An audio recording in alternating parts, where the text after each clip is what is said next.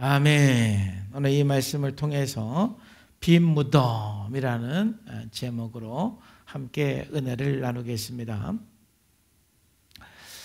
많은 사람들이 예수님을 믿지 않는 사람들 중에 참 유독 기독교는 독선적이다, 독단적이다 이런 말들을 많이 합니다.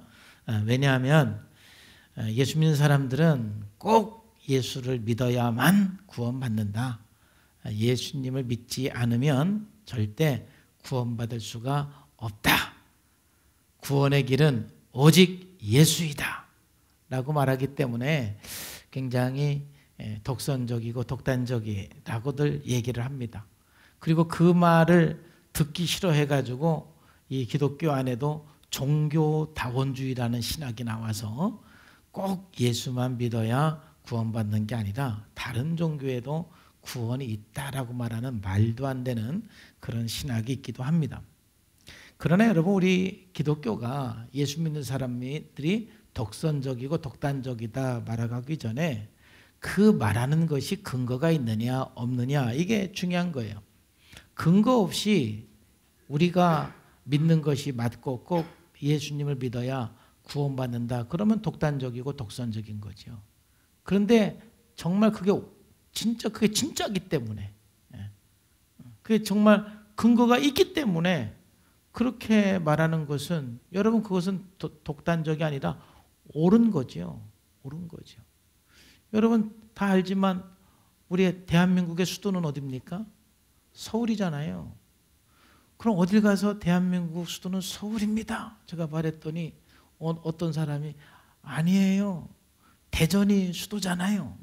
아니라니까요, 서울이에요. 내가 고집 부리면 그게 독단적입니까? 그건 옳은 거잖아요. 맞는 말이잖아요. 한국의 수도가 서울이라고 그래서 서울이 한국의 수도다라고 말하는 것은 결코 독단적이 아니에요. 예수 믿어야만 구원을 받고 다른 데는 구원의 길이 없다. 이게 진짜 맞는 말이라면 그거는 독단적이라고 할 수가 없어요. 그게 맞지 않는데 우리가 그렇게 고집을 부리면 그게 독단적인 것이죠. 정말 예수님을 믿어야만 구원을 여러분 받는다고 생각하십니까? 저는 분명히 그렇게 믿습니다. 왜냐? 무슨 근거로 그렇게 말하느냐면은 바로 저는 딱 하나입니다. 예수님께서 부활하셨습니다. 인류 역사상 부활하신 분은 예수님 외에 한 분도 계시지 않습니다. 태초부터 지금까지 훌륭한 분들은 참 많이 있습니다. 훌륭한 사람들이 정말 많이 있지만 그 사람들 중에 부활한 사람은 단 한 사람도 없는 것입니다. 그러므로 우리 기독교 신앙의 핵심은 예수님의 부활이고, 만약 예수님의 부활이 없다라면 우리의 신앙도 다 의미가 없는 거예요. 그래서 사도 바울도 고린도서 15장 14절에서 그리스도께서 만일 다시 살아나지 못하셨다라면, 부활하지 않았다라면 우리가 전도하는 것도 의미가 없는 것이고 우리가 믿는 것도 의미가 없는 거다. 아무거나 믿어도 된다 이 말이죠.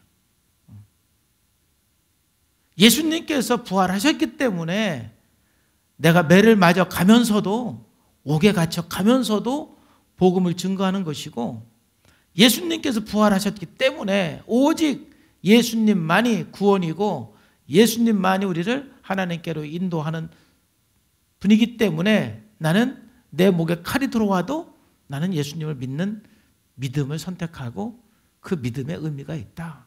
이런 고백을 하는 것이죠. 다시 말해서 예수님의 부활이 없다라면 꼭 교회를 나올 필요는 없어요. 그냥 적당히 위로 되는 곳에 가서 위로 받으시면 될 거예요. 그런데 예수님께서 정말 부활했다라면 오직 구원의 길은 예수님에게만 있는 것입니다. 예수님께서 부활했다라는 그러면 증거가 어디 있느냐? 여러분, 예수님께서 부활했다라는 증거는 여러 가지에서 우리가 찾을 수 있지만은 가장 확실한 증거는 바로 빈 무덤인 것입니다. 빈 무덤, 그것은 예수님의 부활을 가장 확실하게 증거해 주는 증거입니다. 그래서 오늘 말씀을 쭉 한번 읽으면서 예수님의 부활에 대해서 우리 함께 생각해 보겠습니다. 오늘 마가복음 15장부터 함께 본 것은 우리가 예수님의 부활을 말하기 전에는 먼저 반드시 언급해야 될 게 뭐예요? 예수님께서 분명히 죽으셨고 그리고 장사 지낸 것까지 말을 해야 부활을 말할 수가 있죠. 왜냐하면 안 죽었으면 부활할 수가 없잖아요. 분명히 죽으시고 장사한 이야기. 바로 그것이 오늘의 마가복음 15장이에요. 물론 우리가 지난주에 예수님께서 고난당하시고 조롱당하시고 십자가에서 못 박혀 죽으신 이야기를 우리가 함께 나눴습니다. 그래서 오늘 마가복음 15장은 이제 그 돌아가신 그 예수님을 장사 지낸 이야기입니다. 이튿날은 준비일 곧 안식일 전날이므로 저물었을 때에 그러니까는 이제 그 안식일이 되면은 예수님께서는 안식일 하루 종일 십자가 위에 매달려 있으셔야 됩니다. 그러니까는 안식일 되기 전에 누군가가 장사를 지내야 되고 또 성경에서는 그렇게 이미 예언이 돼 있는데 지금 예수님을 장사 지낼 사람이 사실은 그 누구도 없어요. 왜냐하면은 뭐 지금 법적으로는 예수님께서 십자가에 매달리는 아주 형벌을 당하고 있는 거잖아요. 그 시체를 누구도 달라고 할 수가 없는 거예요. 왜냐하면 그 당시에 그 십자가의 형벌은 뭐냐면은 이 어떤 아주 흉악한 범죄자들은 땅에 묻힐 자격도 없다라고 생각을 해가지고 십자가에 매달려 죽이면 나중에 이제 짐승밥이 되도록 하는 것이 십자가 형벌이에요. 그러니까 십자가 형벌은 그 고통도 잔인하지만 아주 정말 끔찍하고 잔인하지만은 그 십자가 형벌을 받는 사람은 장사도 지낼 수가 없는 거예요. 땅에 묻힐 자격도 땅이 더럽혀지기 때문에 땅에 묻히면 안 된다고 그러는 거예요. 그래서 십자가 형벌이 나온 거예요. 그러니까 예수님께서 십자가에 돌아가시면 누구도 그 예수님을 장사 지낼 수 있는 사람이 없는 거죠. 누가 예수님을 장사 지낼 수가 있겠어요? 그 시체를 누가 주겠어요? 그런데 그때 이제 아리마대 요셉이라는 사람이 딱 등장하는 거예요. 43절에 보면은 아리마대 사람 요셉이 와서 당돌이 빌라도에게 들어가 예수의 시체를 달라고 한다. 여러분 아무나 가서 예수님 시체 달라고 하면 안 줘요. 근데 아리마대 요셉은 어떤 사람이었습니까? 이 사람은 존경받는 공회의원, 사내들인 의원이었어요. 그러니까 굉장히 아리마대 요셉은 그 당시에 존경받는 사람이었고 또 사내들인 의원이면은 이스라엘의 70명 입법권과 사법권이 있는 그런 굉장히 정치적으로 높은 위치에 있는 사람이죠. 그런 산헤드린 공회의원이 예수님의 시체를 빌라도에게 달라고 그러니까 빌라도가 알지요. 산헤드린 의원은 당연히 알지요. 이런 높은 사람이 달라고 그러니까 넘겨주는 거예요. 아리마대 요셉은 그러면은 어떤 사람입니까? 그 당시에는 이런 그 유대인들 중에 이스라엘 사람들 중에 좀 위치가 좀 이렇게 높은 사람들은 이렇게 익명으로 예수님을 믿는 사람들이 종종 있었어요. 그러니까 니고데모도 그런 사람이었고요. 또 아리마대 요셉도 그런 사람이었어요. 왜냐하면은 전부 그 당시 바리새인들이나 제사장들이나 사내들은 의원이나 이런 사람들은 예수님을 적대적으로 생각을 했기 때문에 예수님을 믿고 내가 예수님의 제자라는 것이 드러나면 굉장히 많은 불이익을 당하고 또 그 유대인에게서 추방될 수도 있기 때문에 드러내놓지 않고 예수님을 믿은 사람이 굉장히 많죠. 그런데 아리마대 요셉이 예수님께서 십자가 박혀 죽으시는 그 모든 것을 보고 어떠한 마음의 변화가 있었는지 자기를 드러내서 예수님을 장사 지낸 거예요.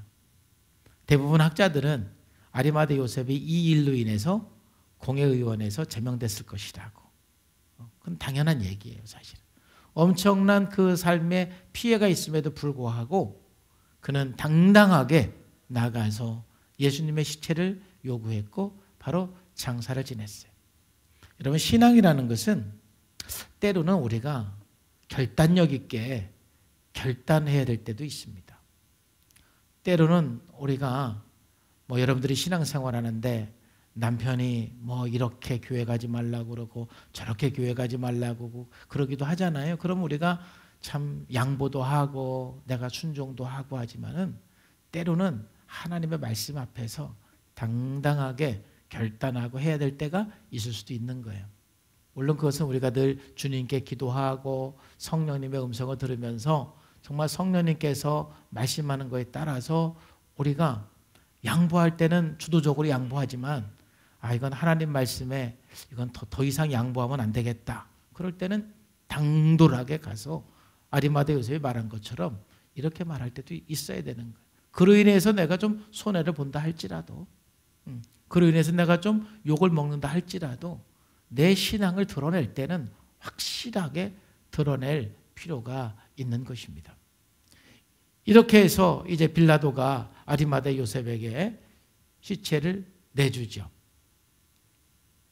빌라도는 예수께서 벌써 죽었을까 하고 이상히 여겨 백부장을 불러 죽은 지가 오래냐 묻고, 왜냐하면 십자가 처형을 당하면 죽는 시간이 다 달라요. 사람마다 어떤 사람은 며칠 동안 안 죽는 사람도 있다라는 거예요. 근데 이제 지금 예수님께서 십자가에 못 박히신 지가 6시간이 좀 넘었는데 그 시간대에 죽을 수도 있고 안 죽을 수도 있는 거예요. 그러니까 이제 시체를 달라고 그러니까 죽었는지 빌라도가 확인을 하지요. 확인을 해보니까 다 돌아가셨죠. 근데 이제 마가복음에는 안 나오지만 마태복음에는 또 칼로 또 찍어서 창으로 또 찔러서 피까지 다 쏟게 하시죠. 예수님은 완전히 죽으셨어요.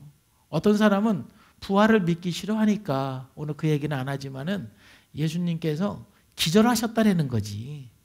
빈 무덤을 설명하기 위해서 기절하셔가지고 무덤이 워낙 시원하니까 예수님께서 다시 살아나셨다. 그렇게 이제 말하는 분도 있는데 그거는 말이 안 되는 우리가 설명도 안 합니다. 그거는 예수님께서는 완전히 돌아가셨고 또 착으로 찔러서 피까지 다 쏟으셨죠. 어쨌든 이 빌라도가 백부장에게 이제 죽은 지가 오래됐는지 묻고 백부장이 알아본 후에 요셉에게 시체를 내주었죠. 그래서 이제 요셉이 그 시체를 가져다가 46절에 보면은 세마포를 싸서 예수를 내려다가 그곳으로 싸서 바위 속에 판 무덤에 넣어두고 돌을 굴려 무덤 문에 놓았다.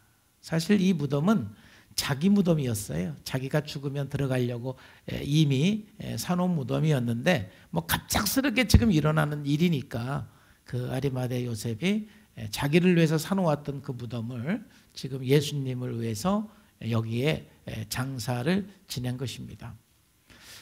그러니까 이제 우리나라는 그 무덤이 매장이잖아요. 근데 그 이스라엘은 그 무덤이 매장이 아니라 동굴식 무덤입니다. 동굴식 무덤인데 그 동굴에다가 이제 시신을 안치하고 아주 큰 돌로 막습니다. 막아놓는 그 이유는 그 여러 가지가 있는데 첫째는 그 큰 돌로 안 막아놓으면은 동굴이기 때문에 짐승이 들어가서 시신을 손상시킬 수가 있잖아요. 그러니까 아주 큰 돌로 막아놓기도 하고, 또 두 번째로는 이제 좀 부자들 이런 사람들은 거기 유품도 넣어놓고 하기 때문에 도굴하는 사람들이 있으니까 도굴하지 못하도록 이제 큰 돌로 막기도 하고, 세 번째는 어떤 이유가 있냐면은 이 가난한 사람들은 무덤이 없잖아요.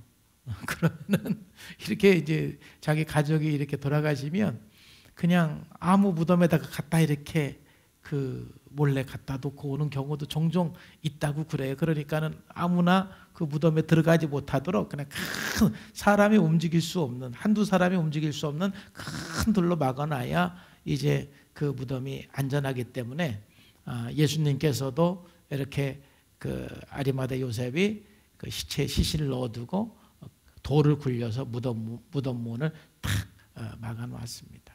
참 이 아리마대 요셉이 굉장히 큰 일을 한 거예요. 성령님께서 특별히 이 아리마대 요셉에게 감동하셔서 이렇게 역사하신 거지요. 그리고 이 일로 인해서 아리마대 요셉이 굉장히 많은 삶의 그 불이익을 당하기는 했지만, 그러나 이 기독교 역사상 아리마대 요셉이라는 사람은 예수님의 마지막 이 장례식을 치루어준 사람으로 우리가 길이길이 기억되지 않습니까?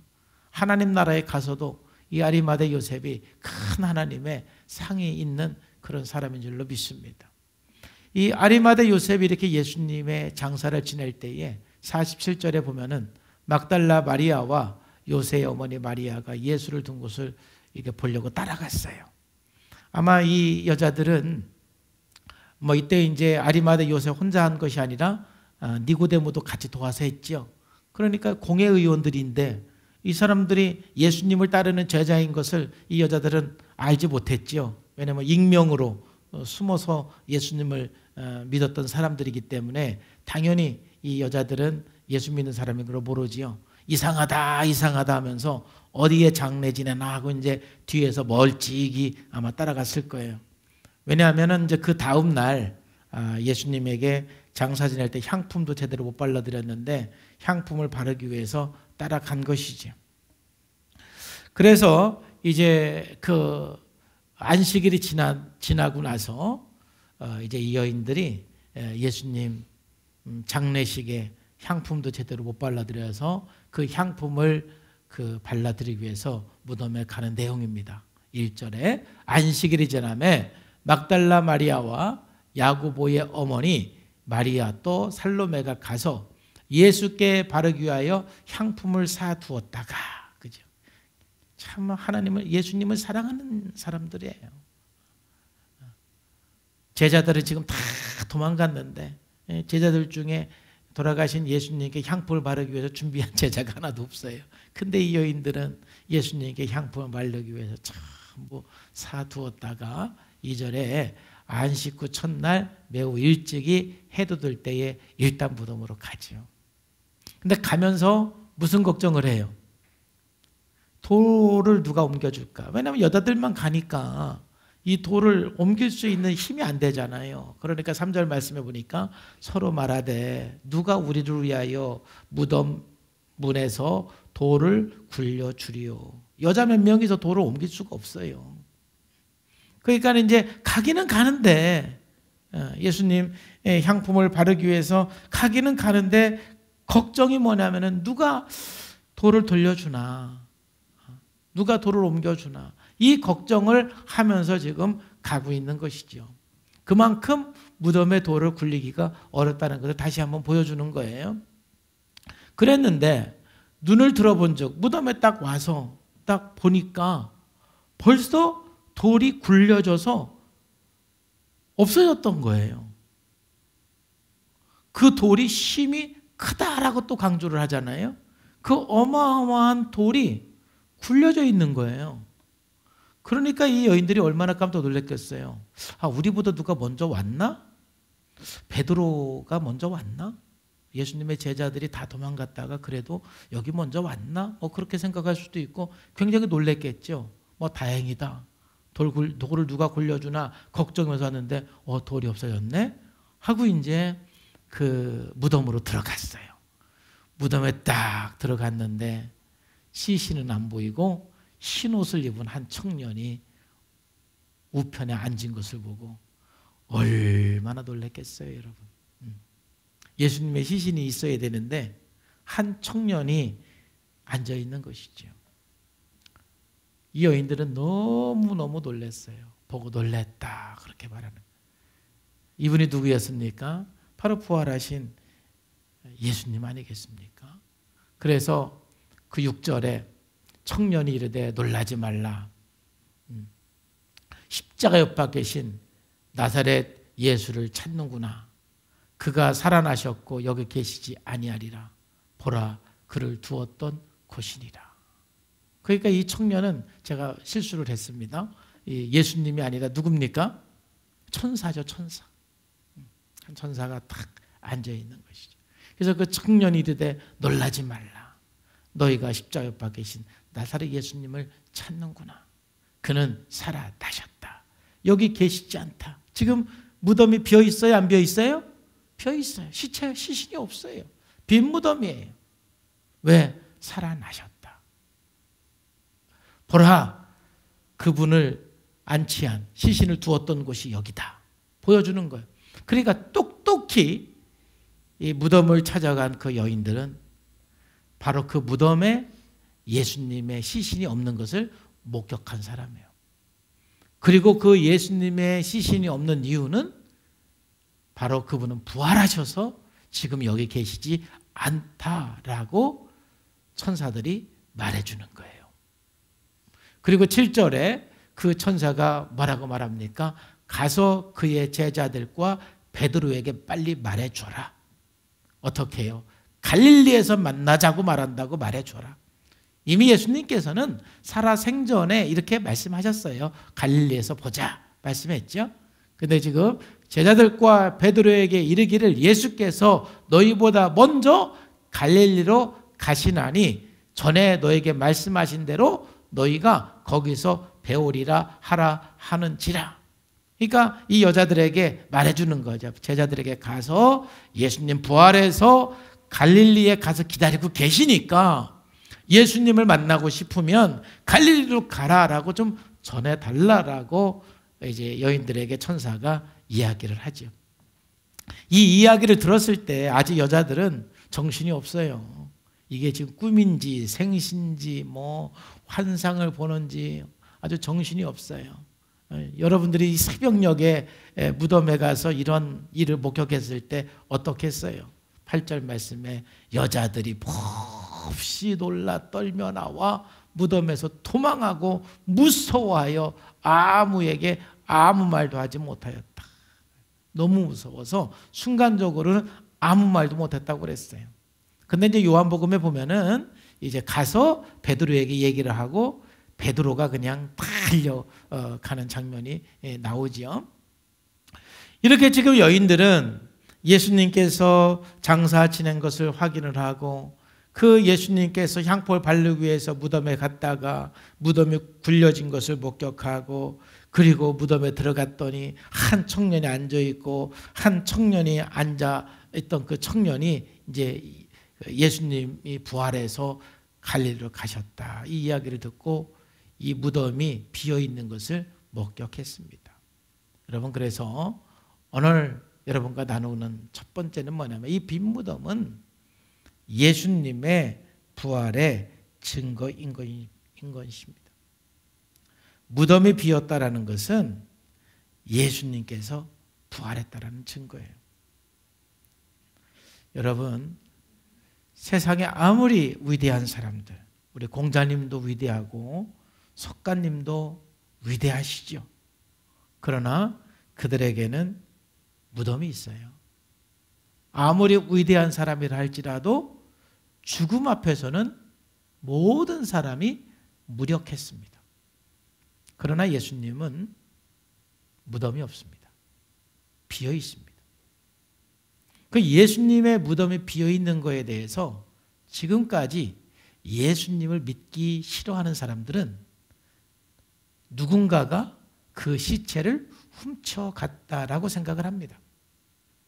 그러니까 적어도 예수님의 무덤이 비어 있는 것이 이 여인들에 의해서 소문이 났지만, 그리고 또 베드로와 요한 이 제자들이 확인을 하였지만, 적어도 그 당시에 모든 유대인들이 예수님의 무덤이 비어 있었다라는 것을 인정을 합니다. 마태복음에 보면은 마태복음 28장에 보면은 여자들이 갈 때 경비병 중 몇 사람이 성에 들어가 모든 된 일을 대제사장에게 알렸다. 그러니까 예수님의 무덤이 비어 있다라는 거, 그 돌이 굴려지고 경비병도 들어가 봤죠. 그러니까 보니까 예수님이 안 계신 거예요. 시신이 없는 거예요. 그러니까 그 시신이 없어진 것을 경비병들이 대제사장에게 알렸어요. 그랬더니 그들이 이제 회의를 하는 거예요. 이거 우리가 어떻게 그럼 얘기를 해야 되냐? 왜냐하면은 이미 예수님께서는 십자가에 죽으시기 이전부터 부활할 것을 이미 말씀을 하셨기 때문에 이들도 그걸 알고 있어요. 그렇기 때문에 12절에 그들이 장로들과 함께 모여 의논하고 군인들에게 굉장히 많은 돈을 줬어요. 왜요? 이르되 너희는 말하기를 그의 제자들이 밤에 와서 우리가 잘 때에 그를 도둑질하여 갔다 하라. 여러분, 이게 말이 돼야 안 돼요? 만약 이게 사실이라면 돈 줘요, 죽여요? 이게 사실이라면 경비병들을 돈을 주는 게 아니라 죽여야죠.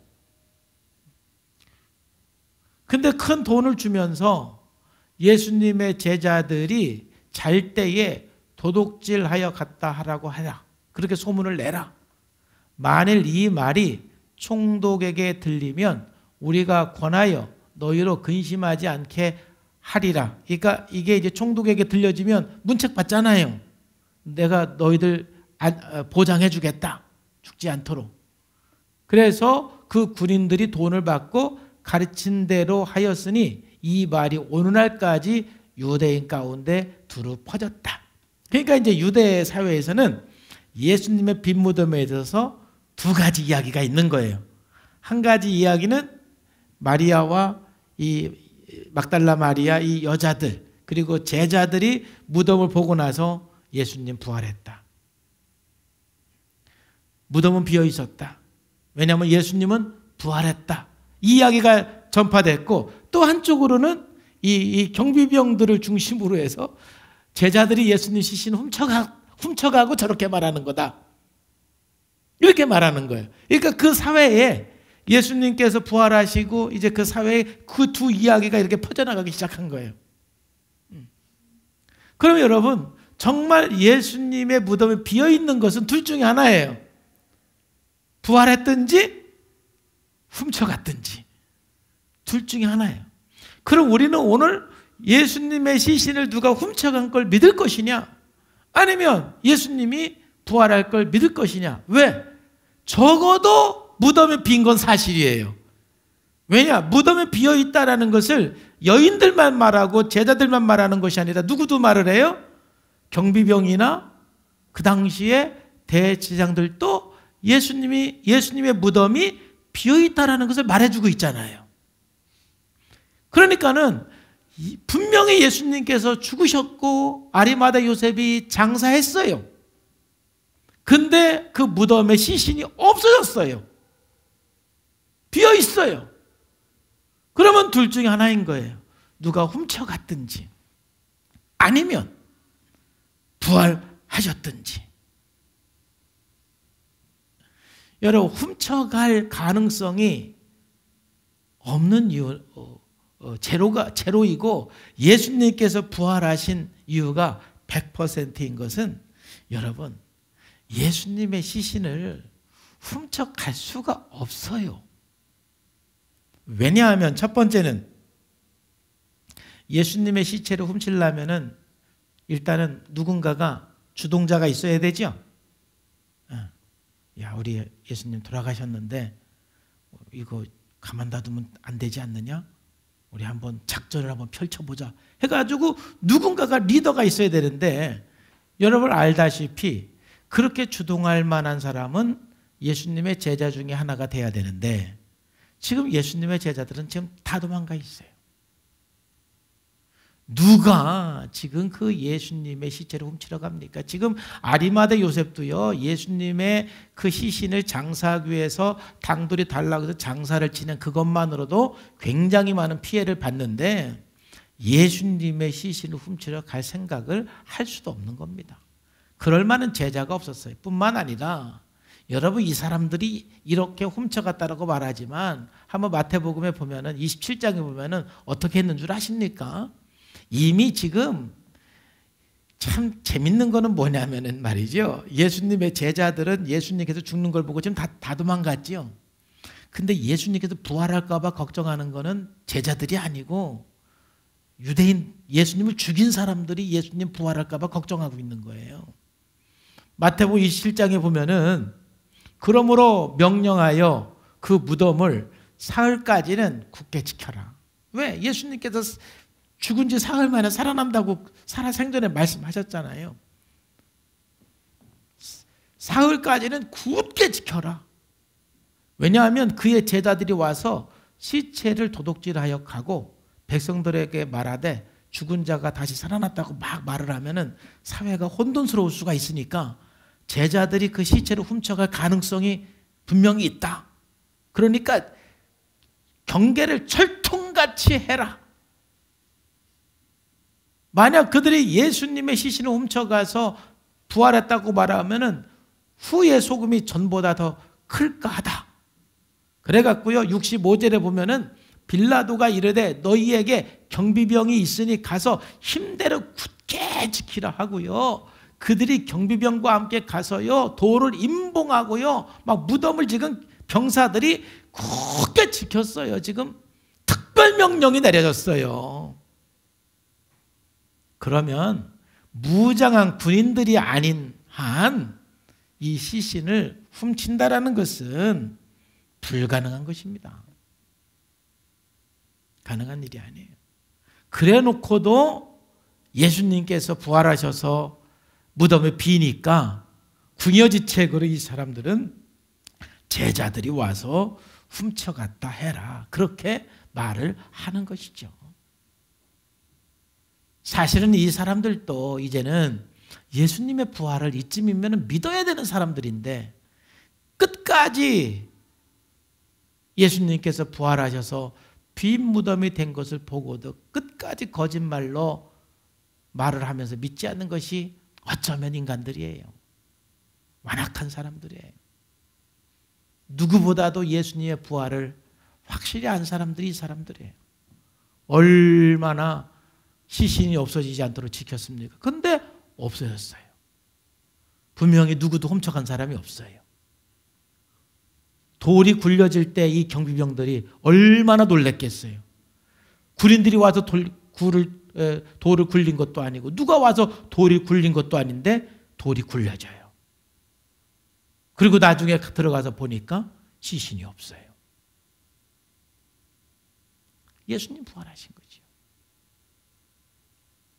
그리고 또 하나, 만에 하나 말이죠. 진짜 뭐 이건 있을 수가 없는 일이지만 생각을 해보세요.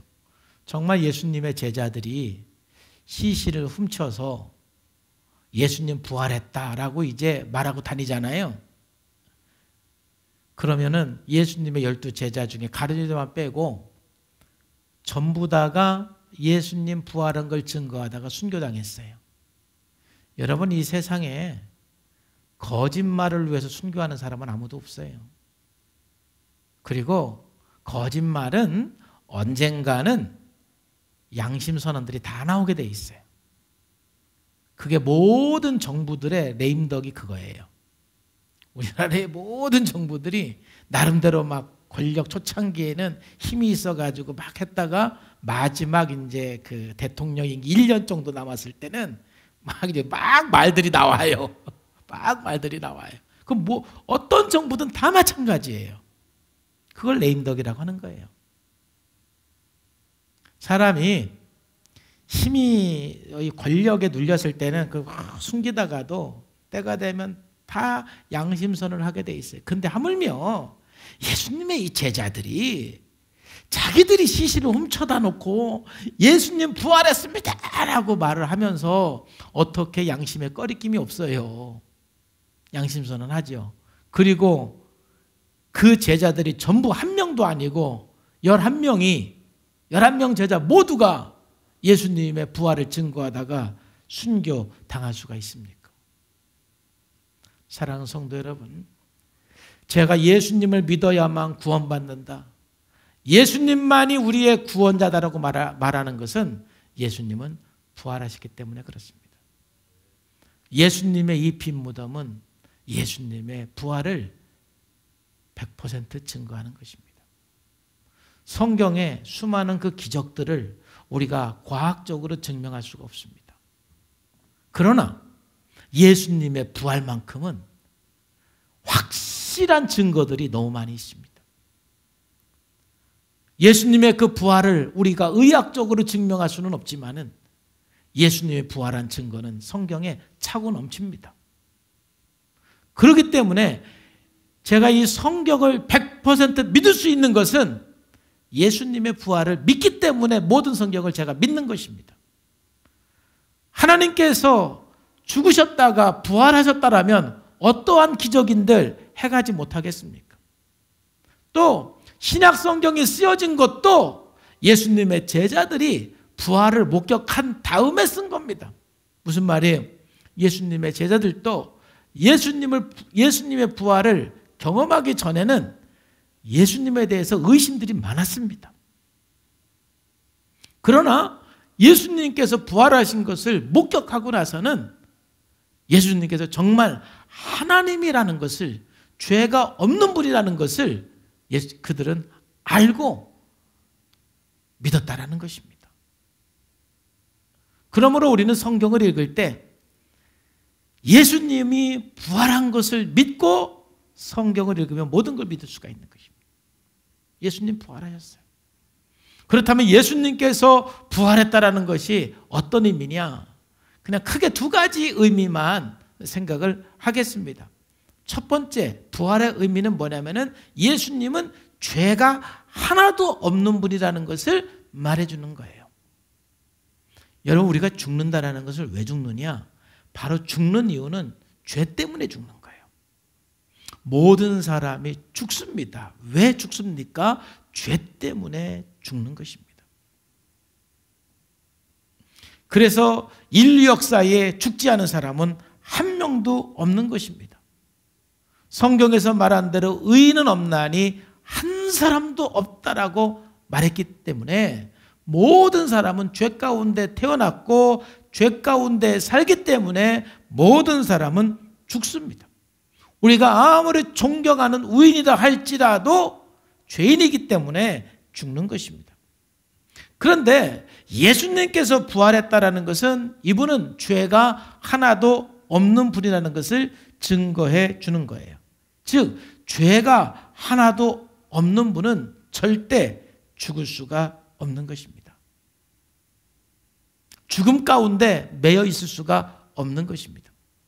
예수님께서 십자가에 죽으신 것은 저와 여러분들의 모든 죄를 대신해서 그 죄값을 치르기 위해서 죽으신 것이고, 부활하신 것은 그분이 죄가 없다라는 것을 증명하는 것입니다. 그러니까 죄가 하나도 없는 분이 우리의 죄를 위해서 대신 죽었다라는 것을 증거해 주는 것이 바로 부활인 것입니다. 그래서 사도 바울이 말한 것처럼 예수님의 부활이 없다라면 우리의 믿음은 의미가 없는 게, 예수님께서의 십자가의 죽음이 예수님의 부활이 없다라면 나의 죄를 대신해서 죽었다라는 근거가 사라져버리는 거예요. 그냥 자기 죄 때문에 죽은 거예요. 이해가 되시면 아멘 합시다. 이해되시죠? 예수님이 부활하지 않았으면 예수님이 십자가에 죽으셨어요?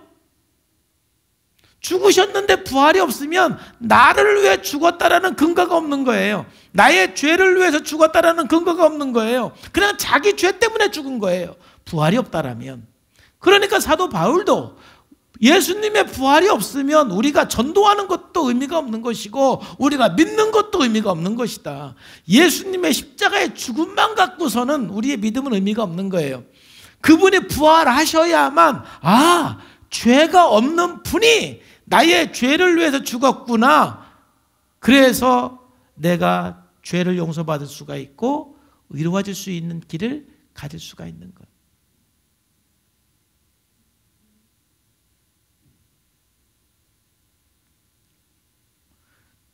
그래서 예수님의 그 부활이 우리들에게 의미가 있는 것이죠.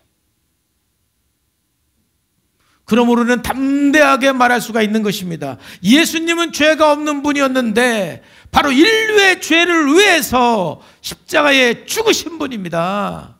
죄의 문제를 해결할 수 있는 길은 예수님 말고는 없습니다 라고 담대하게, 누가 뭐 독선이라고 하든 독단이라고 하든 우리가 그렇게 말할 수 있는 것은 그게 사실이니까. 그럼 예수님 말고 우리의 죄를 위해서 죽고 부활한 사람이 누가 또 있으면 우리는 그 사람을 믿을 수가 있는 거예요. 누군가가 우리를 독단적이라고 말하는 것을 무서워할 거 없습니다. 이건 사실이에요. 두 번째, 예수님께서 부활하신 의미는 뭐냐면은 바로 이제 이어지는 이야기인데, 예수님이야말로 참 하나님이며 죄 없는 인간으로 인간의 유일한 중보자이고 구원자라는 것을 보여주는 게 예수님의 부활이에요.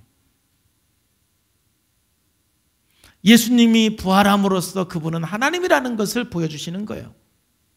뭐 오병이어 기적을 통해서, 뭐 바다 위를 무리를 걷는 걸 통해서 예수님께서 하나님이라는 증거를 우리가 할 수가 없어요.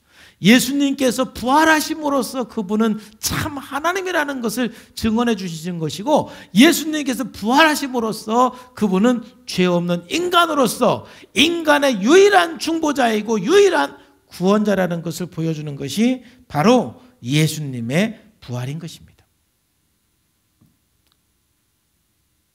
예수님은 부활했어요. 그러므로 우리는 예수님을 믿음으로만 하나님의 자녀가 되고, 예수님을 믿음으로만 우리 죄가 용서가 되고, 예수님을 믿음으로만 우리가 천국 갈 수가 있는 거예요. 우리가 용서받고 하나님의 자녀가 되는 것은 결코 여러분들의 감정에 근거하지 않는 거예요. 우리의 모든 구원의 근거는 예수님의 부활에 있는 거예요. 예수님이 부활했기 때문에 내가 용서받는 근거도 있는 것이고, 내가 하나님의 자녀가 되는 근거도 되는 것이고, 천국 갈 수 있는 근거도 예수님의 부활에 있는 거예요.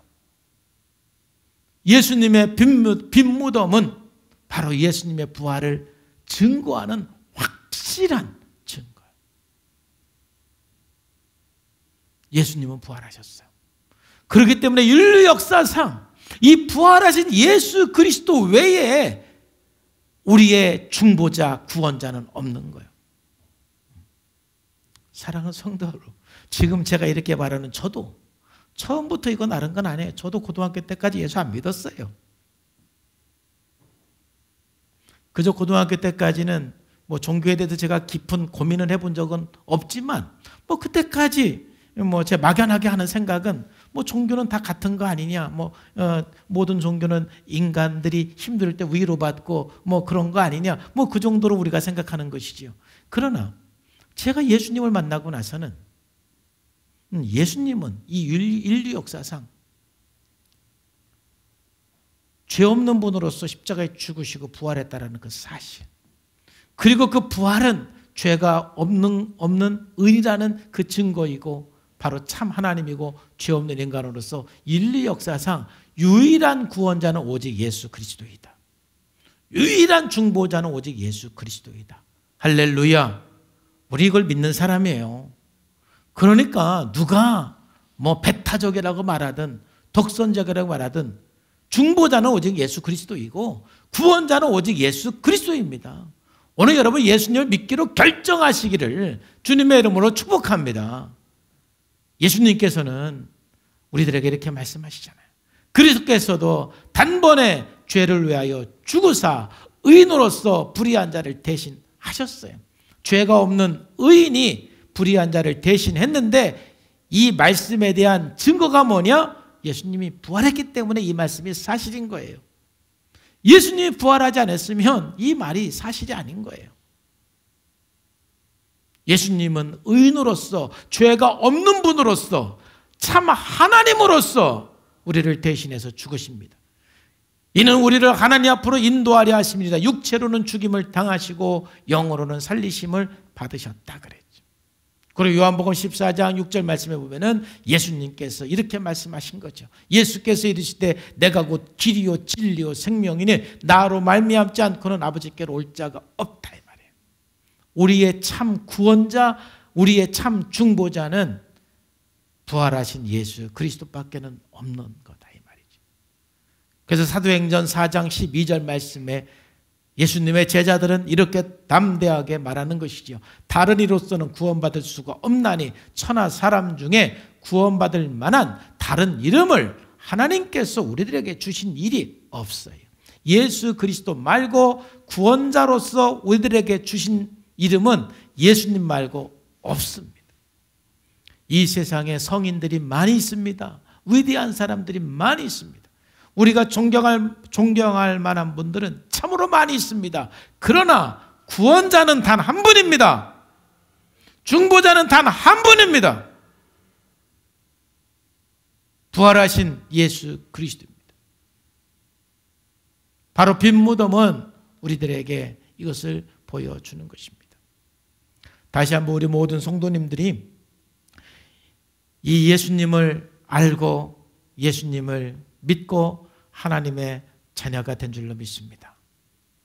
오늘 이 말씀을 듣고 나서 다시 한번 우리 성도님들 중에 정말 이 인류 역사상 구원자, 중보자는 부활하신 예수 그리스도 한 분이라는 것을 혹 지금까지 확신하지 못했고 그 예수님을 영접한 경험이 없는 분이 한 사람이라도 있으면 오늘 저를 따라 기도함으로써 부활하신 예수 그리스도를 영접하고 믿음으로 하나님의 자녀가 되고 천국 백성이 되기를 주님의 이름으로 축복합니다.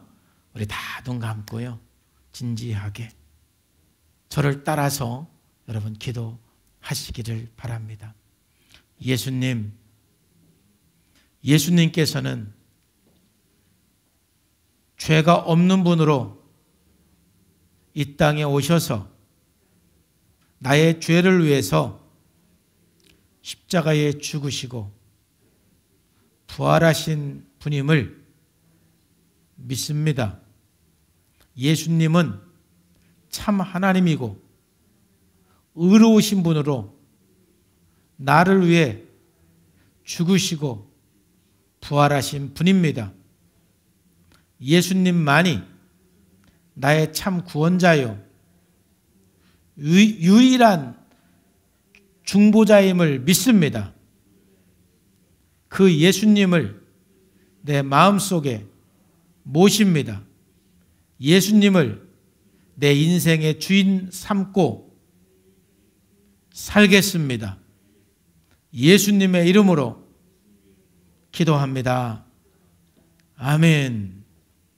하나님 아버지 감사합니다. 오늘 주께서 함께 해주셔서 예수님의 빈 무덤을 통해서 예수님의 부활을 함께 생각했습니다. 예수님은 죄가 없는 분으로 이 땅에 오셔서 우리의 죄값을 치르기 위해서 십자가에 죽으셨고 그 증거로 부활하셨습니다. 예수님 부활하심으로써 죄가 없는 분임을 증거하셨고 예수님 부활하심으로써 참 하나님임을 증거하고 예수님 부활하심으로써 유일한 구원자요 유일한 중보자임을 증거하셨습니다. 이제 우리가 그 예수님을 믿고 예수님을 붙들고 예수님을 내 인생의 주인 삼고 살아가는 삶이 되게 하여 주옵소서. 예수님의 이름으로 기도하옵나이다. 아멘.